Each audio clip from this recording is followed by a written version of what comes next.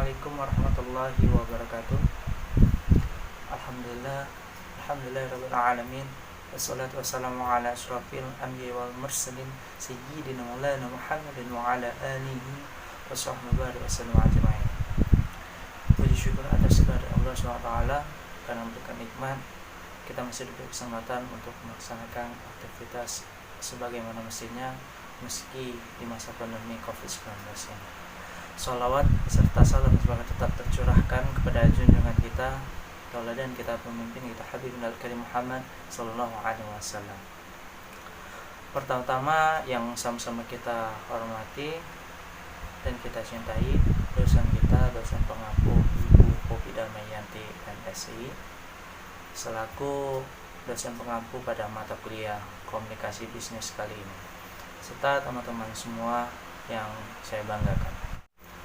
Pada kesempatan kali ini, izinkanlah saya Faris Arifidayatullah dengan NIM 181131009 sedikit menyampaikan dan memaparkan paparan materi tentang rencana bisnis dan juga pesan bisnis dalam komunikasi bisnis yang mungkin bisa kita contohkan dan kita implementasikan dalam kehidupan sehari-hari.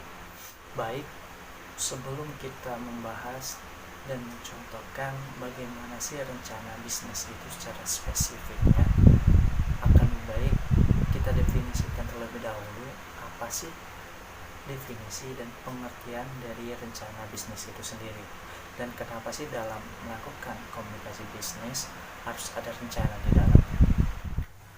Baik, jadi rencana bisnis adalah dokumen tertulis yang menjelaskan secara terperinci dan jelas bagaimana suatu bisnis akan mencapai tujuannya. Lalu, kenapa harus ada rencana ketika kita melakukan bisnis?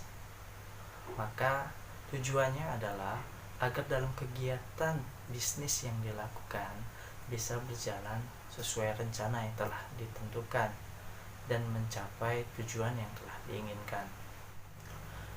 Baik, selanjutnya yaitu bagaimana sih contoh secara spesifik untuk menjelaskan seperti apa sih rencana bisnis yang mungkin bisa kita contohkan dalam kehidupan sehari-hari.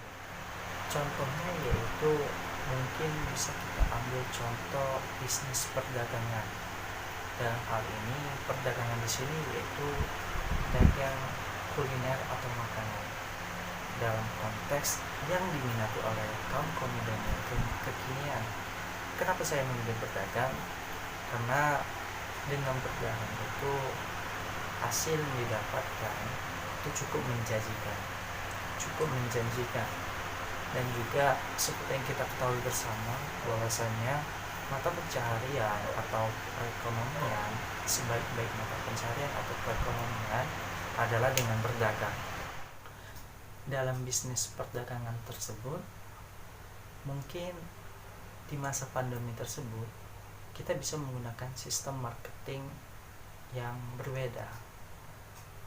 Yang pertama, kita bisa menggunakan sistem penjualan online, dan juga yang kedua mungkin kita bisa menggunakan tatap muka. Kenapa saya memilih penjualan secara online? Karena khususnya di masa pandemi ini, yang dimana kita memiliki gadget, komunikasi mungkin terus tetap berjalan dengan bagaimana kita berkomunikasi dengan orang lain tersebut. Dan juga hal tersebut juga bisa meminimalisir penyebaran COVID tersebut.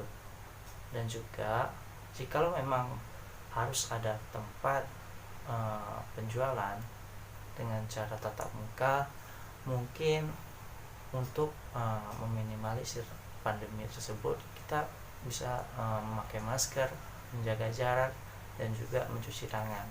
Yang dimana dengan hal tersebut rencana bisnis yang kita lakukan tujuannya pun bisa tercapai meskipun di masa pandemi ini yang menerjang. Itulah contoh dari rencana bisnis secara sederhana yang mungkin bisa kita praktekkan, bisa kita pahami melalui contohnya. Semua rencana-rencana tersebut kita catat dalam sebuah catatan, dan ini menjadi data sebagai pedoman, sebagai patokan atau pegangan kita ketika kita melakukan komunikasi bisnis. Sehingga ini bisa menjadi patokan berhasil atau tidaknya sih komunikasi bisnis yang telah kita lakukan dalam bisnis tersebut.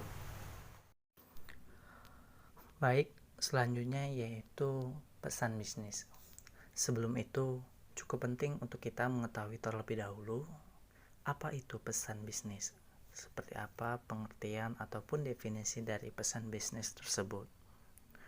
Maka, pesan bisnis ini merupakan suatu pesan atau surat yang digunakan untuk menyampaikan informasi mengenai penyelenggaraan kegiatan bisnis, baik secara tertulis maupun tidak tertulis, dari pengirim kepada penerima, bisa perorangan maupun keorganisasian. Selanjutnya yaitu tahap-tahap. Perlu diketahui bahwasanya dalam membuat pesan bisnis tersebut juga terdapat tahap-tahap yang harus dilalui. Yang pertama yaitu menentukan tujuan. Tujuan ini harus jelas dan terukur sesuai keinginan dari kegiatan bisnis yang ingin dilakukan. Yang kedua yaitu analisis audiens. Ini cukup penting karena sebelum melakukan pesan bisnis harus mengetahui terlebih dahulu apa, siapa, kapan, dan bagaimana pesan bisnis tersebut sebaiknya disampaikan. Yang ketiga yaitu menentukan ide pokok. Dan yang terakhir yaitu memilih saluran ataupun media. Ini juga cukup penting karena ada banyak bentuk saluran media yang mungkin bisa digunakan. Maka dari itu, pilihlah saluran media yang tepat dan sesuai isi serta kerahasiaan pesan bisnis yang ingin dilakukan.